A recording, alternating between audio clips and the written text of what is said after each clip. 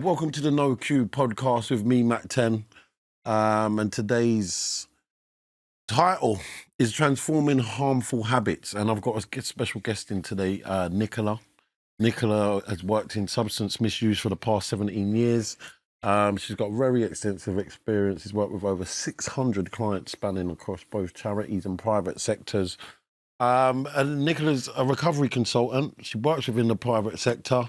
And I do understand you do a lot of volunteering work. Did I get that right? I started as a volunteer. You started as a volunteer. And you've gone on to do some really, really good work. So yeah, welcome. Thank you for coming. And yeah, I like to start from the beginning with all my guests. So I mean, where did it start for you? How was your upbringing? Where did you grow up? That sort of thing. So yeah, just give us a brief overview of Nicola's life growing up. I grew up not far from this studio. Yeah, in Dalston. In Hackney, East London. I grew up with my mum, who, unfortunately, she was an alcoholic. So our childhood wasn't great. It was quite tumultuous, and it wasn't very stable. I mean, and looking back now, how we were as children, how we were brought up as children, if that happened in these days, we wouldn't have been with my mum. There's no way. It was difficult. It was really, really difficult. And I was the oldest of three. So I've got a younger brother and a younger sister. And as I was the oldest, I felt the need to kind of care for them, protect them. Yeah. So from a very young age, I became over-responsible. Yeah. Having to kind of see to the house chores. Playing a maternal role. At 7 years old. At 7 years old. And how did that affect you? I mean, as I've gone through life, it's really, we can go and talk about this after, but when you start your life having to hold the fort like that, it's really difficult as you move through life to let go. Okay. Of anything, anyone caring for you, making things happen. So it's hard to be vulnerable. It's hard to kind of go, okay, I'm going to let someone else, because you're so used to, that's your conditioning. So you're so used to having to kind of control. Yeah, it's control, but it's detrimental. But that's been my conditioning. How does it become detrimental? Because I don't have control. From a young age? I think as you get older, I realise that holding on too tight is not useful for anyone or any situation. You have to kind of, there's much more than me. Yeah. And having that control, I become really self-centered. So I become really quite forceful in how I want things to happen. Yeah. And it's not always the best way to be. Yeah. It's not always the best way to be. Okay. And so growing up, so 7 onwards, how was it how did that transpire through your teenage years? Was that sort of controlling behaviour still carrying on? I was always quite, I mean, yeah, it did. Yes. It did. And it went all the way through my life. And my teenage years are very much a blur because of trauma. So I'm going to go into the deets of that. But yeah, it did. Okay, fair enough. That's fine. I get it. And so that's sort of your journey. And you say there was some trauma involved. So I'm assuming that's what inspired you and sort of sparked your passion to go into the field that you're in. But what is there a period before that what also led you into your current field as a recovery coach and helping people? And is that formed also from you the 7-year-old you wanting to care for people? Yeah, and it continues until the cycle breaks. And I think you're right, that kind of over caring. But one of the things I wanted to do, I worked in the fashion industry for 10 years. I was a makeup artist and I did loads of shows and travelled a lot. And what I found in that industry, in the creative industries, there was more drugs than there was fashion in a way. Yeah. And at the same time, I really wanted to do some voluntary work, and I thought, you know what, I want to give back to the community. And I'd been through a lot in my life, and I knew that I wanted to help people. I've got this thing, I think most humans have it, we need connection. And I've got this thing that I say in life, that there's nothing to get in the world. Everything we have, we borrow. It's about giving. And I've got to be careful, because you're right. I grew up with this kind of like control and want to help, this overcompensating, wanting to help people. But there's also a human part of me that thinks, you know what, if I can reach my hand out to anybody, never mind an addict, anybody, I'll do it. I will do that. And I quite like that human side of it. This is really interesting, because I didn't even mean to go into this. I kind of wanted to skirt around it, but it turns out the conversation's heading in this direction anyway. But I do want to ask, in that period, you having such caring, wanting to care for people, was there a point of view that was neglecting yourself and caring for others instead of, and where was the care for Nikki? Absolutely. And what I was giving out, I wanted back. But what I kept doing was going to the wrong places looking for that. So I would give to people that can't give me back, because there's a part of me that wants to do that. But there was a massive part of me that had a hole and wanted it back. And then when I didn't get it back, which really and truly was never going to happen, whether it was relationships or people, I get angry, because I feel like, well, where's it? Unconsciously, I was like, but it's interesting. We spoke about the unconsciousness, and that's some of the stuff I've trained in. And it was like, I was doing this action, but I had a motive. An expectation. But not in my mind, but in my being, if that made sense. So I wasn't aware of it. So I was over-giving, thinking that someone's going to love me back the same way, and actually didn't get it. And so I get more and more angry with life and people. I feel let down, and I'm like, why are people not behaving like me? You know, expectations. So I would think, well, if I'm doing that, why would you treat somebody? Why would you treat me like that? Like, why are you doing that? Because I don't relate to that. So I'd put an expectation on somebody else, and when they didn't meet that expectation, I'd then get angry with them and leave, and then I'd go back and then leave, and whoever that was. And I would justify why I'm doing that, because they are behaving like that. Okay. So it's all unconscious stuff. It's quite intense. Yeah, so with that, I think, like, and you're trained in this stuff, so you fully understand it now. And I had to learn about this. I mean, like, especially with the expectation stuff. I had to learn to, because sometimes some of the things we may speak about now, people may think, what's that got to do with addiction? Because I want to make it clear, I'm speaking on my behalf as an addict, so this is everything to do with addiction for me in recovery and stuff, So my expectations, and you've kind of said it anyway, but my expectation would be like, if I treat you a certain way, I expect it the same back. I may have a motive. If I give you something, I may expect something back, or I expect that you will treat me the same way. And if you don't, I'm left the anger, which is resentment, which I'll carry, and it could lead me to act out in another way. Yeah? So that could be anger. I could take it out on someone else, or I could use. And subconsciously. So not consciously. And all of that sort of stuff I had to learn. And it's quite interesting to hear you say this, but I want to know, did you have an addiction? Are you in recovery? I'm in recovery. You're in recovery. So at what point did you decide to make a change? It was a few decades ago. I think for me, and this is part of like kind of my dad's makeup as well, there's a part of me that it was affecting my pride. It was affecting, I didn't want to be looked at like that. I don't want that shame attached to me. And I'd already come from shame.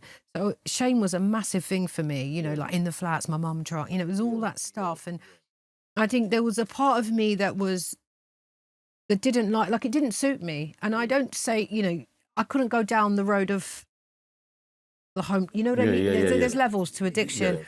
And I think I did hit some of those points, don't get me wrong, but there was a part of me that just couldn't.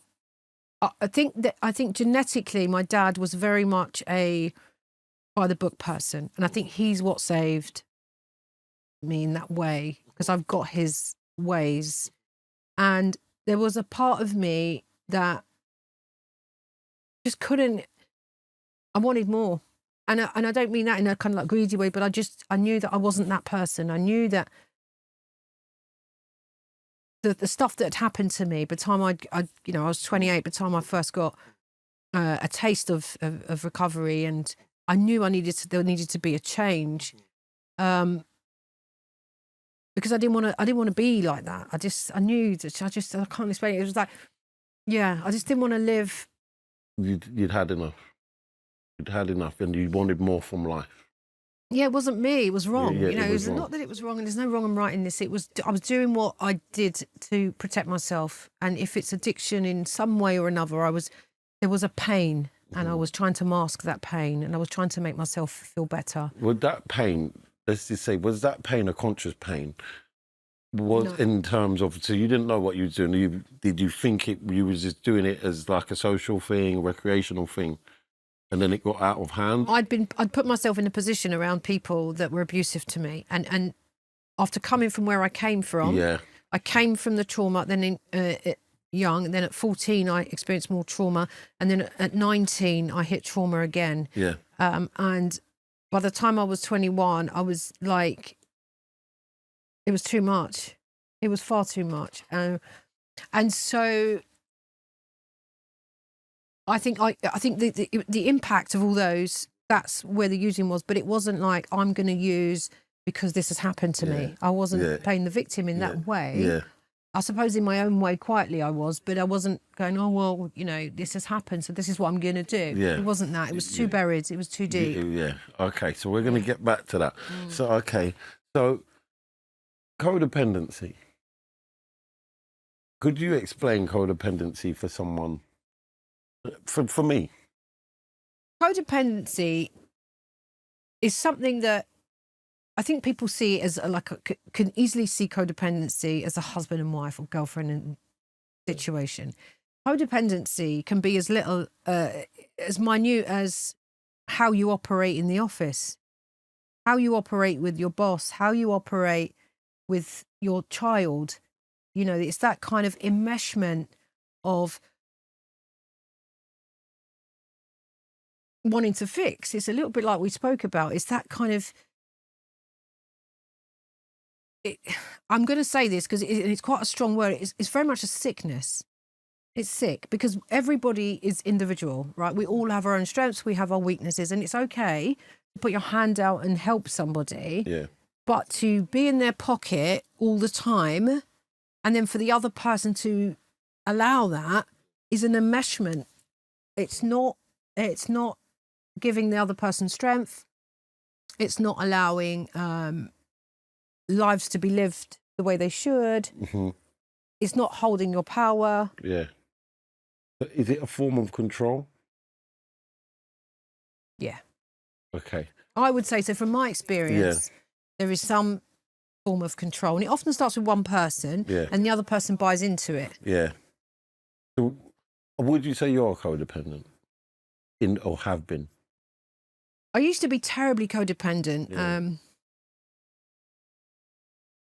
I am a bit with my son. He's 14, and but I feel like I need to be I am all over him, and and he's like, "Can you stop?" But I know where we go in life, and I know that if I don't hold on right now, but the more I hold on, the more he's kicking out. So it's like, but I used to be terribly codependent. I would be really worried about what people thought of me all the time, and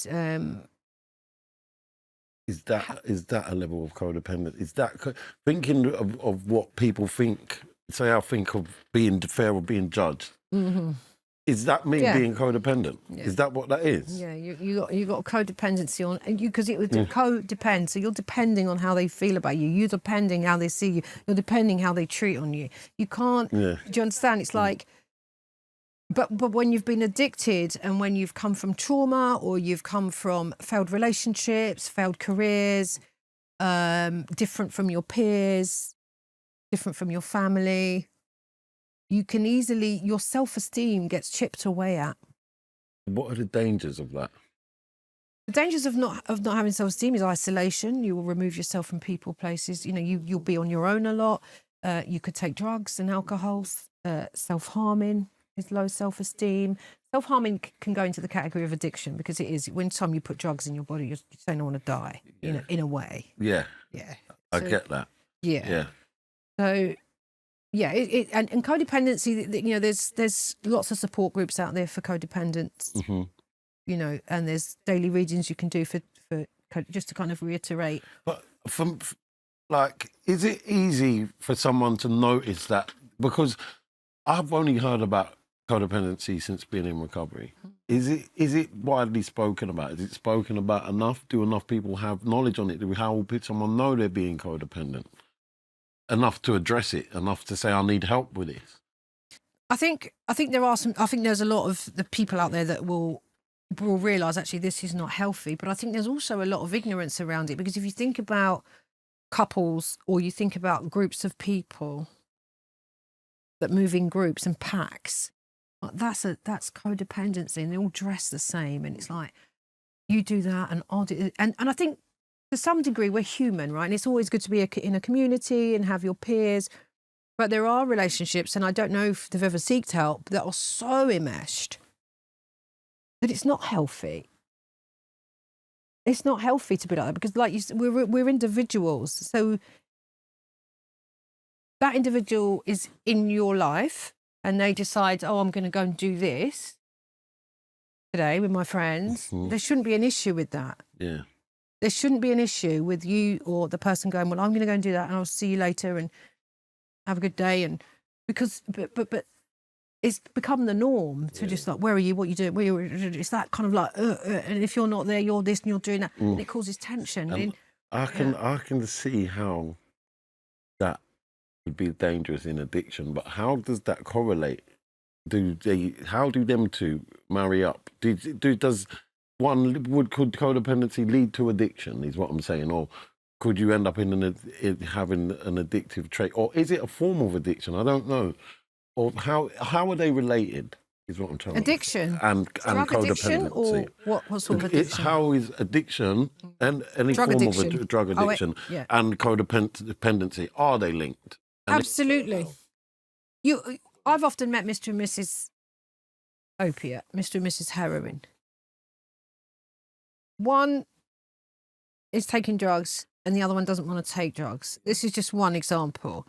And because they're so enmeshed in each other and kind of living together, or everything, their monies are together or whatever it is, because one takes the drug, the other one goes, oh, well, I might as well then. You know, so it's that, yeah, of course, it can be very, very ill. Like, it can cause people to make bad decisions, make really poor choices in their lives. If you're in recovery, if you have got an addiction and you're with somebody who's not making you happy or is so enmeshed in you that you can't breathe,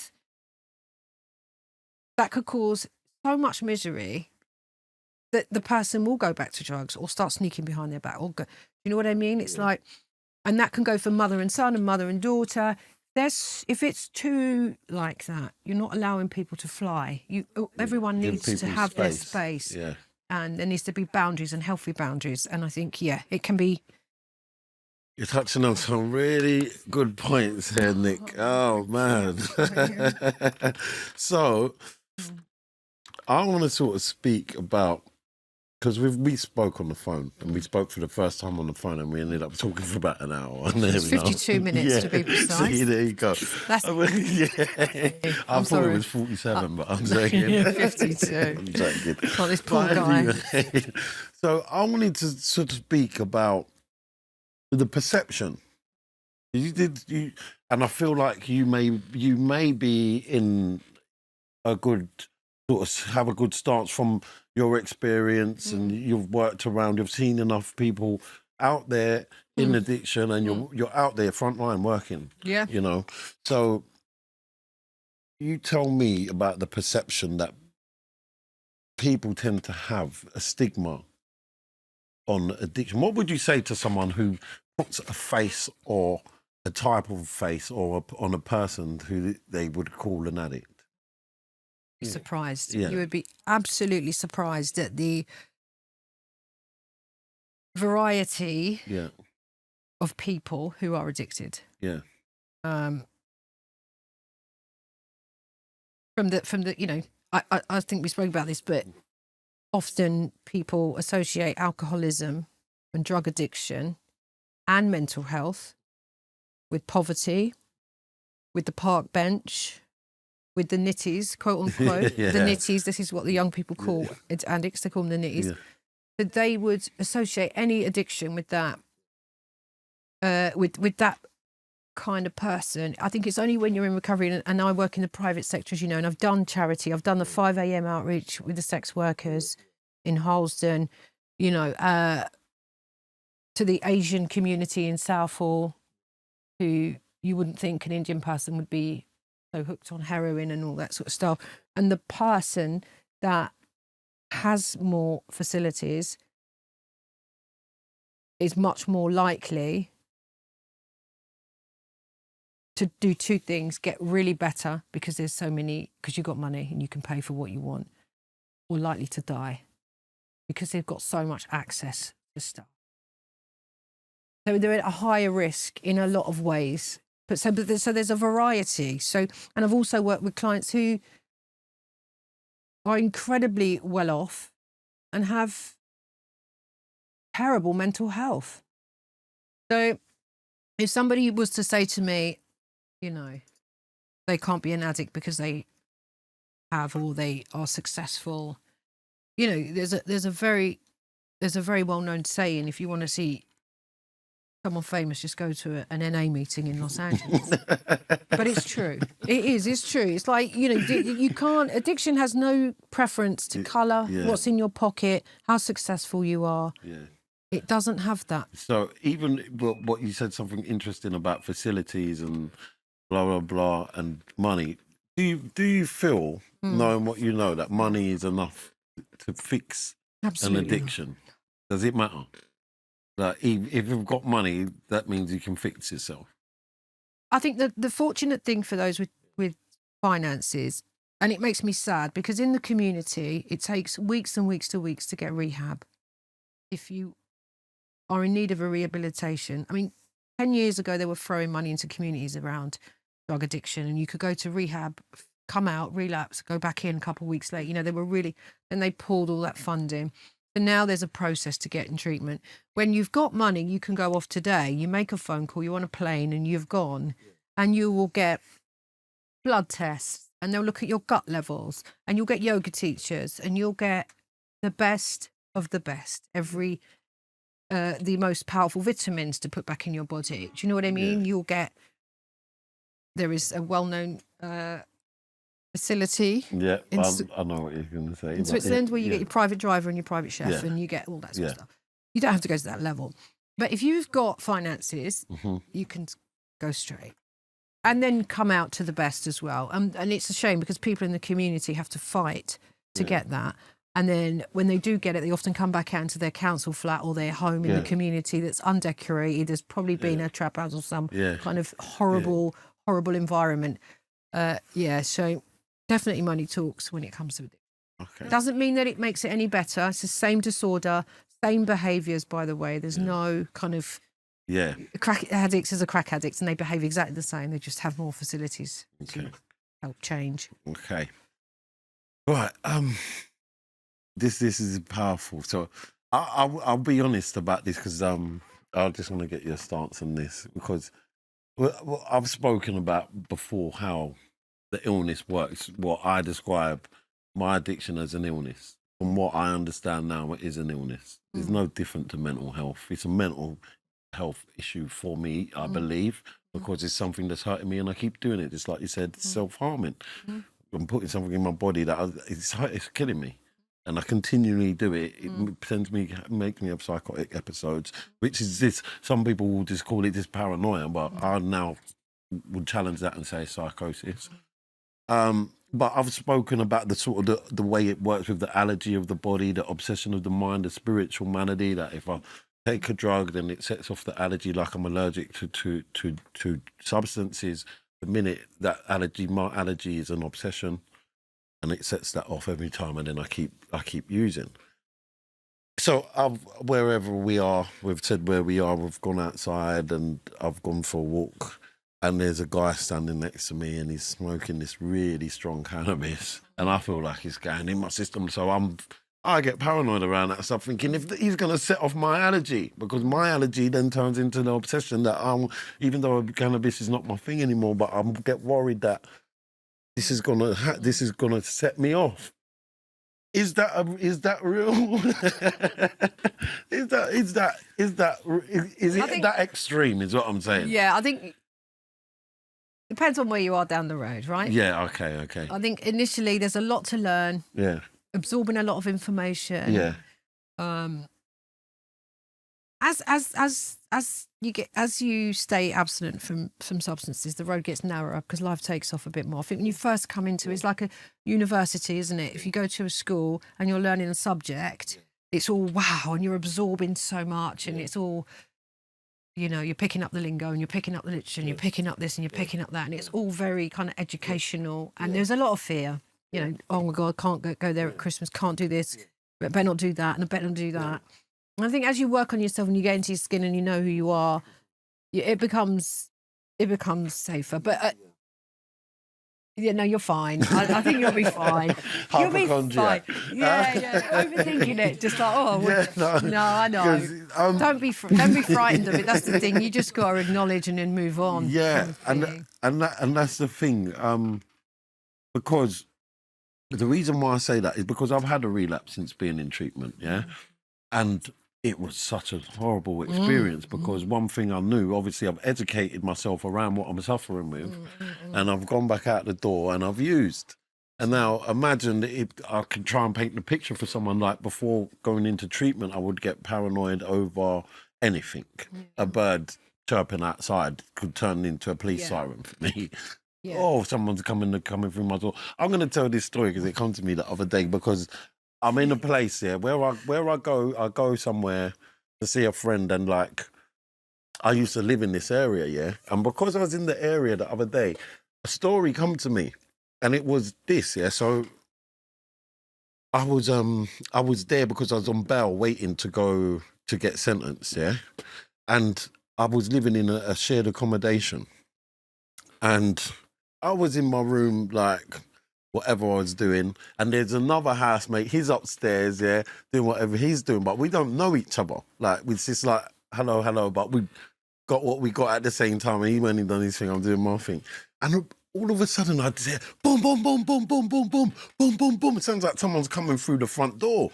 So we're both at that, whoa, like it could be the worst case scenario for anyone who can relate to this. You know, this is like a worst case scenario.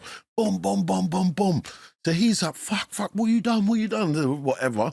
He runs into the garden, yeah? And then he's in the garden, he's out in the garden, and then it stopped, and then we could hear it again, boom, boom, boom, boom, boom. Anyway, that was going on for time, and he's in the garden, he's running up the garden, he's got no top on, and I'm standing there thinking, what the fuck's going on? I'm sweating, and now I see blue lights. I'm thinking, fuck, it's police. I'm fucked. Anyway, he's come and he said, I called them. Yeah? Yeah, listen to this. This is a real story, yeah? And now this thing's going boom, boom, boom, boom, boom again. But he gets the door, opens the door. This is the insanity of it. Like, it's a big house, and we go into the conservatory in the kitchen. The washing machine's in the middle of the kitchen. He's overloaded the washing machine. So that boom, boom, boom, boom, boom was the washing machine had just moved out of the... So the washing machine was just shaking and overloaded. Boom, boom, boom, because it moves out when the machine... Because he called the police saying someone's kicking in the door. So where he's running up and down the garden, hiding in the bush, I'm there like, what the fuck's going on, all sweating. Like the police when he said he called the police, I'm like, you called the police? Nutters. This is what's going on. So this is what I'm saying. So that's me with no recovery, yeah? So imagine now I know everything I'm suffering with. I understand the mechanics of it. So for me to put something in my system, yeah, it's painful, because now I know I've set it off, and knowing, because they say, oh yeah, you can't, it's using against your will, blah, blah, blah. And I never used to believe that. I always felt that I used because I wanted to. And now I know I can't stop. Knowing that I could not stop. Like before, I never knew that I could not stop. Like I've always thought that I could, because the reason why I relapsed is because I thought I can stop. I'll just do it once, get away with it. Maybe in the back of my head, but other things, I was doing other things that I shouldn't have been doing, which is why I even ended up at that place. But it was so painful because I could not, then I realised how dangerous it is to relapse, because now I understand and now I know that I really want to stop. I don't want to go back to where I was, and I cannot stop my body from wanting to do it. I not want to do it, but I'm not strong enough. That pain is horrible. And that's where the real pain is. So I would say to anyone who don't understand, education is key around this stuff, because I don't think there's anyone who really sits there honestly that's that far into an addiction, is sitting there and actually realising that they're on a hamster wheel, killing themselves, living in paranoia, doing weird stuff, and that they're not actually enjoying it. They don't realise, because I didn't realise when I was in it, it's such a strange thing, and now I'm not in it. Life's beautiful. It's just, I can't even believe what I was doing.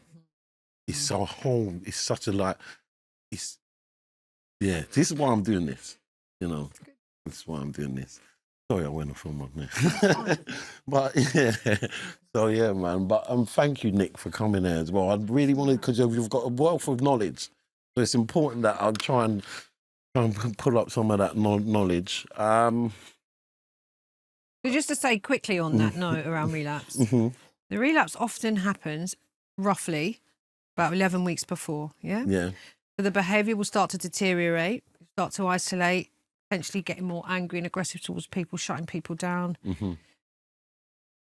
behaving naughty, doing things that you know you shouldn't be doing, dishonesty, not sharing honestly, or... Yeah, I'm glad you brought this up. Yeah. So let's go into some of that for relapse, for someone that's in recovery, not in recovery, or someone that's trying to do it on their own, because there are people who are trying to do it on their own, who should sort of know that there are triggers to stay away from, and maybe behaviour patterns they notice. So I'll talk about mine. So they say there's a mental relapse. What's the other one? Mental, spiritual, and then it becomes physical. Physical, yeah. So my mental relapse, I'll just be brutally honest. The day before, or the week before I went rehab, I was at a certain location, and I left there. Then I ended up calling the rehab, blah, blah, blah, blah, blah. So when I came out of the rehab, I went back to that location. Oh, it's called a SID, seemingly irrelevant decision. Yeah. I'll just go past and let the dealer know how well I look now. There you go. SID. Exactly that. Let me go and show them how well I look. let them That's the see insanity me. of That's the how brain. crazy I'm. That's the place that led me to end up going to rehab. And it was just a minor thing. I say it was a minor, but that was the location, and that was my last memory of me ending up in a bad way. And I took myself back there. I hadn't picked up then. I didn't pick up for months after, actually. And you're right, it was probably around that time. Probably around 11, maybe a bit more after, a few weeks after. But that's where I relapsed. I know that now. So now, if that happens again, I can address it like, shit, there's things I can do, because I'm still prone to make mistakes, but I'm in a better place now. I've stopped doing a lot of the stuff. Like I was on steroids, then I'm aggressive, so I'm angry. So it's still a mind-altering substance. I'm still trying to DJ, but while I'm doing all of these things.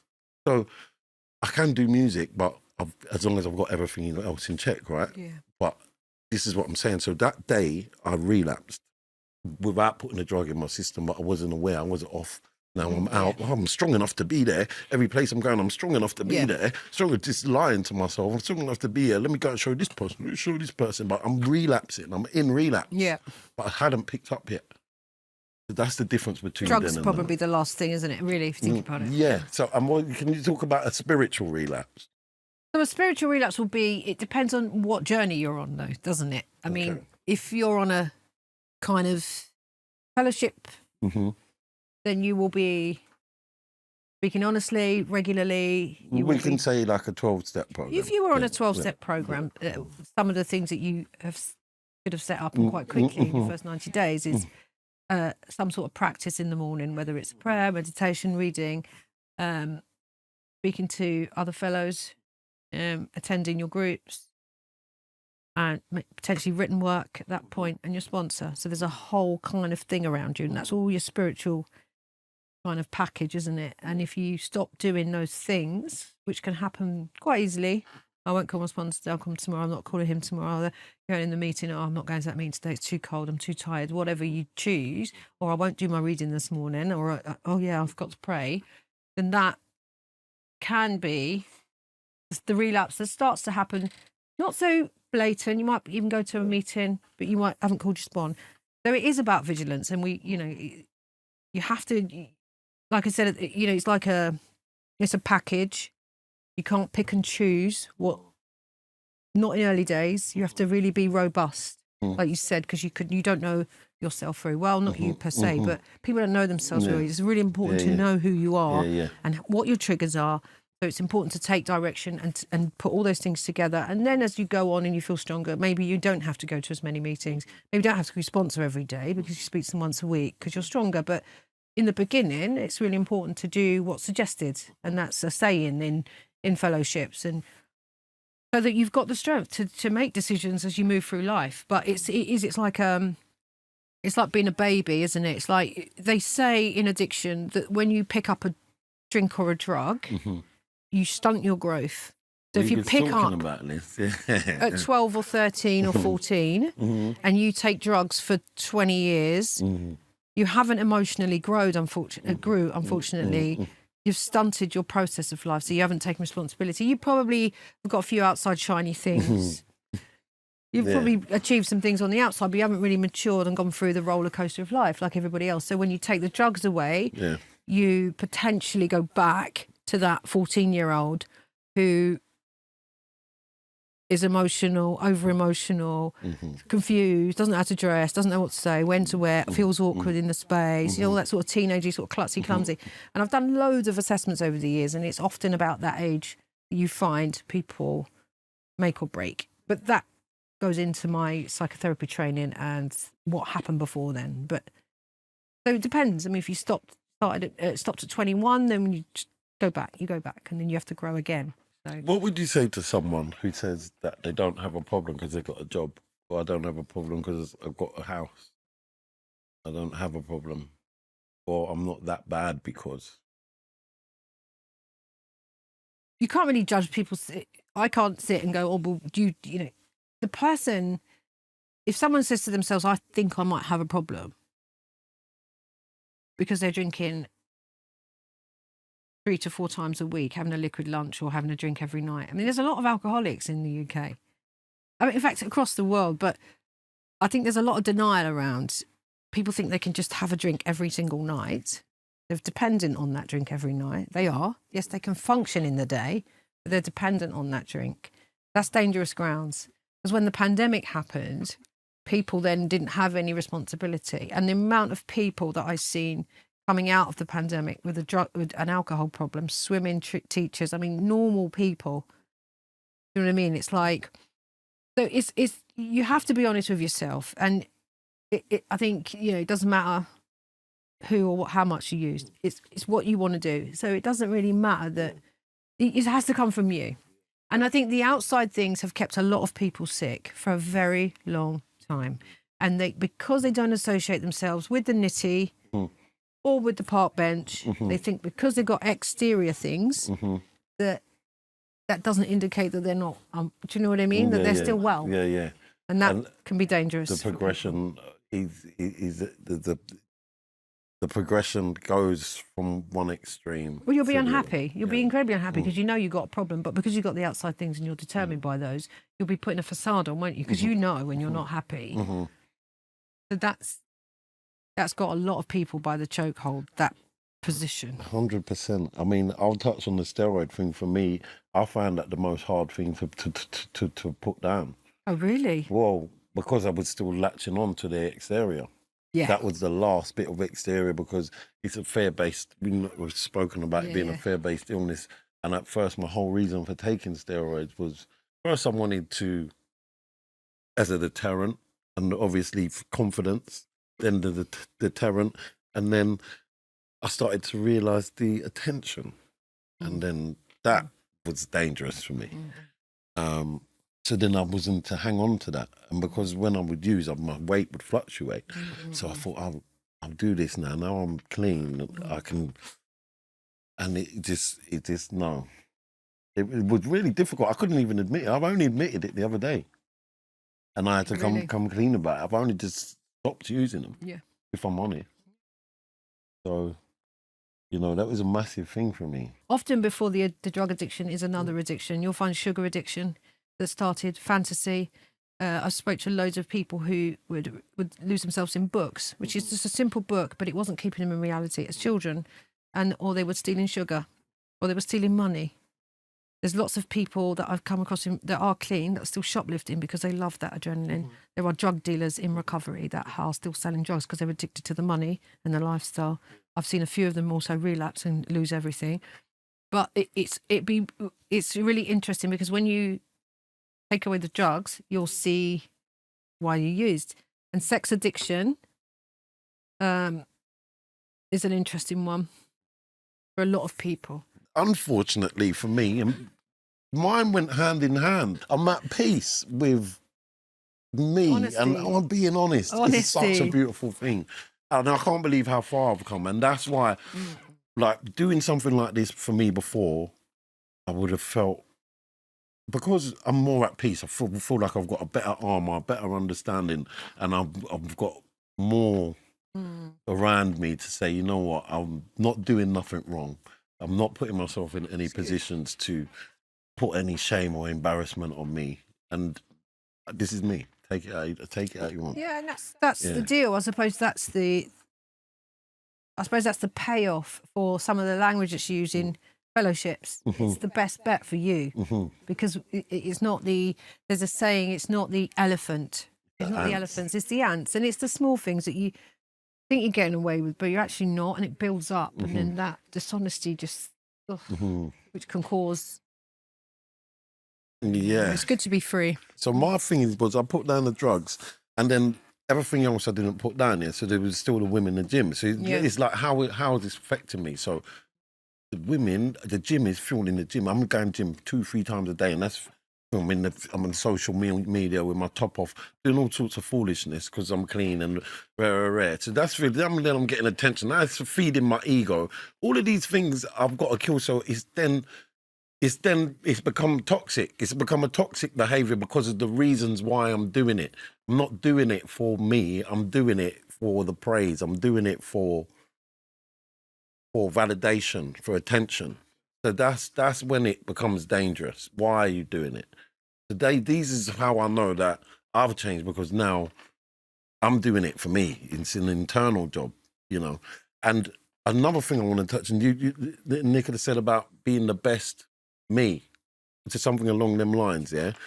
And I heard someone like, we did meditation and whatever, and a guy used to come into the treatment centre, and he was sort of going off about saying, yeah, wanting to be the best and blah, blah, blah, blah, blah, and it's toxic and I was thinking, hang on, because I said something about, I told my kids once, if they're going to do something, just make sure they're the best at it.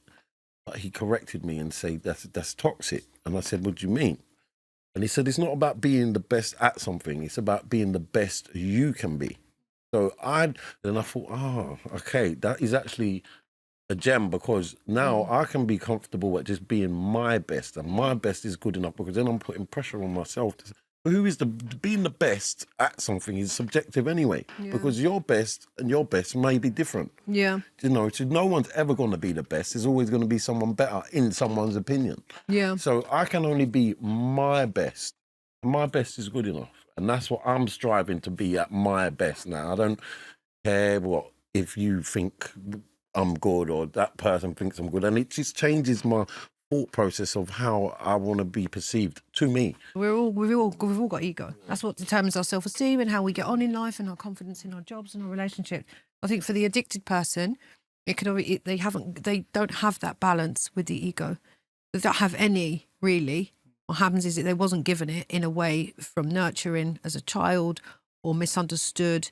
And what happens is they overfeed, so they give more. So they feed it too much, so that it's like it's like they're starving from the ego, which is a normal balance of esteem. So they overfeed it, kind of thing, because there is no balance with the addict person. So they kind of overfeed, and it's like, looking at me, look at this, and I've got that. Too much food, more this, more girls, more everything. Yeah, it's like the ego's not balanced. I want to go into like ADHD, OCD. What's your views? They're mental health disorders, without a doubt, right? So we know that ADHD is a condition where the person doesn't have enough dopamine in the front of the brain to make the right decisions. You'll find, I think we spoke about this the other day, 70% of prisoners, approximately 70% of prisoners, and this is all from research online, this is me kind of delving into it a bit. 70% of prisoners have got ADHD disorder, and I don't know how much percentage, but I've spoke to lots of different addicts over the years who get clean from addiction, put the drugs down, and discover that they've got the attention deficit disorder. And as a child, they wasn't diagnosed. They were just seen as naughty, silly, clumsy, can't take responsibility, you're useless. And we're told that by parents. And actually, they had a disorder, a brain disorder. 80% of children that have got ADHD, often it's been passed down from the mum or the dad, or the mum's side of the family or the dad's side of the family. So it's genetic, it's a strong genetic. You're born with, it's not developed. It can be triggered. So if you could suffer from ADHD and manage it throughout your life. I know doctors who have got ADHD. It's not a debilitating disorder, but it can be triggered by trauma, which can send it into another feel. And what are the symptoms? Like, for instance, I feel like I've got ADHD. I've read up on some of the stuff, but I know I've got erratic behaviours. I'm quite impulsive. I struggle with my attention span. And the more things I look at, the more I notice. Like, if I read a book, I really have to struggle, really have to dig deep to stay in the book. I'll start something, it take me ages to go back and finish it. I have to do it in segments. I'm either all in or halfway, and so I'm waiting for a diagnosis. So, but what are the symptoms? Exactly what you said, really. I mean, look, there's can't focus on things, forgetting things, missing detail, time. You miss detail. You can't concentrate on read. You have to go back and read three or four times. Or you read it and it sort of disappears, and you don't even remember what you read. There's those sorts of symptoms, impulsiveness, as we said. There's inattentive, which I don't think a lot of people talk about. We talk about impulsive. So the impulsive side is speedy driving, drug use is rife with ADHDers. And I'll just touch on this around the cocaine use and ADHD. ADHD is a lacking dopamine. They're lacking the kind of get up and go that most people have. They're lacking the organisation skills. They can't focus.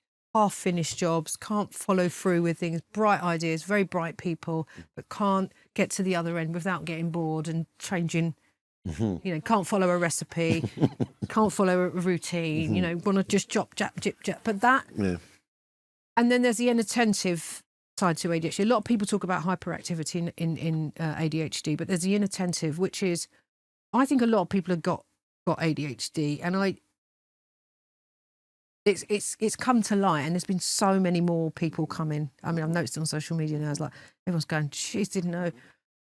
So the inattentive is that you zone out for hours. Like, you can just be sitting in your car for like an hour and a half, 2 hours, like in a zone. You go, or social media for a very, very long time. I mean, social media's got a habit of kind of zoning you out anyway. But there's that. There's the kind of getting peopled out. So doing an event or going somewhere and then you just can't communicate for a day or two. Like, I just can't talk. Like, God, there's all those sorts of things.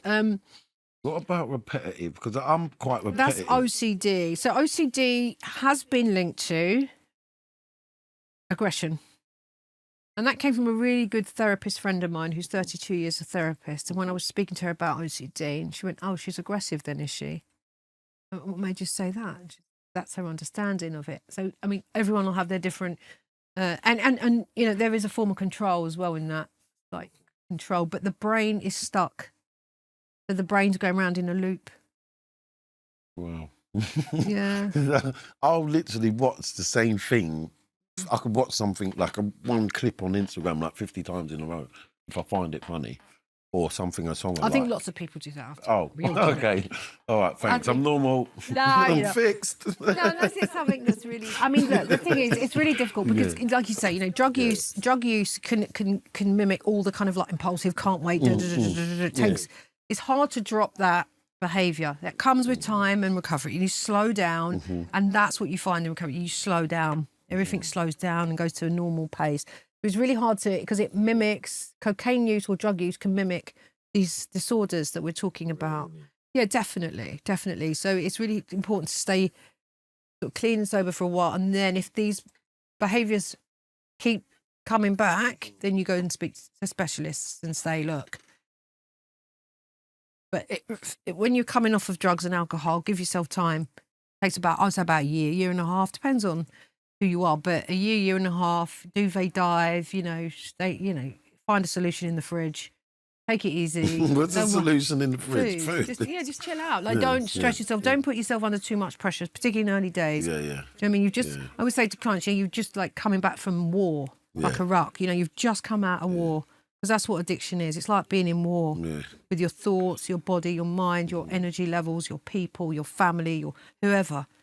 Your bank accounts, your debt collectors. It's like being in war. So when you come into recovery, just chill, take it easy, and take care of yourself. Don't do too much too soon. That's the biggest cause for relapse, is rushing into things and bang, got to catch up. No. Yeah, I know. Chill. I know. I've been there. Just chill out. Yeah. So, Nick, I'm going to wrap it up, and thanks for coming as well. It's so much knowledge, and it's a wealth of experience. You speak very well, you know. Thank you. No one would guess that, you know. So if you could share one piece of advice for someone sort of wanting to start out as a recovery coach, what would it be? I would volunteer. There's lots of organisations out there that to get your first paid job, you need 12 months of working with people. I was very fortunate with the volunteering I did, because the guys I was working for in West London offered training. I was lucky, and I worked with, you know, done some training on, you know, working with intimidating aggressive behaviour, learning the history of drugs. So I did a really good course that you learn all the history of drugs and cocaine and heroin, and how, you know, 1902, Harrods had a massive display in the window, and having opium afternoons was quite normal in 1902 until they made it all illegal and all that sort of stuff. So it's really good to do a bit of a history, but do some voluntary work, you know, in the community. They're always looking for a couple of, you know, hours of extra hands. Get that under your belt, and then start on the ground and do a 9 to 5, I would say. I mean, there are some people that have jumped to recovery coach where I am now because they're in recovery. I would work with people first, complex people, get to know people, work with doctors. I've worked with consultants, doctors, nurses in teams all across London, so I kind of had that experience. I wouldn't be in recovery and jump to recovery. You might be good at it, I don't know, but it's always good to work with other professionals and learn the lingo and the report writing, but do some voluntary work. And if you've got 12 months, you can go and get a paid job in the field if you want to, but voluntary work's good enough, and then you'll figure it all out. Well done, Nick. You've done really well. Really well. Thank you. Thanks for coming. If you feel you've got an addiction problem, be true to yourself. If you feel there's a problem, don't let the outside things determine that. Don't associate poverty with addiction. Seek help. There's lots of people out there that are willing to reach out.